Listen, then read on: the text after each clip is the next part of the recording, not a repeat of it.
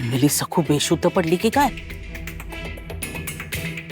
साताची घरघर पण ऐकू येत नाहीये.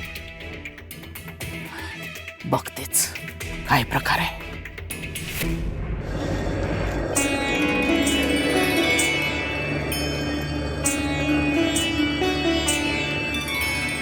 काय ग सखू, त्रास होतोय का ग?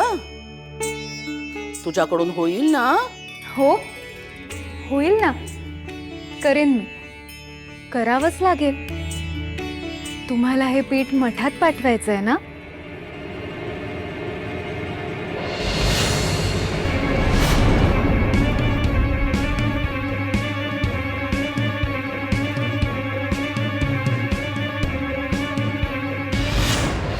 हो तर अगं पुण्याचं काम आहे हे.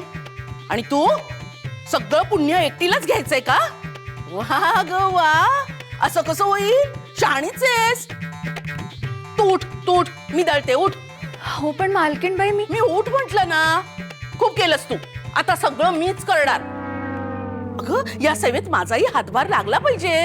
हे पीठ मठात जाणार आहे ना. तू उठ बघू. उठ ग उठ, मी दळते. उठ उठ उठ उठ उठ उठ उठ.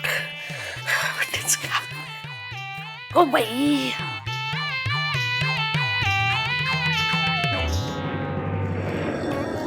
पुण्य मिळायला हवं.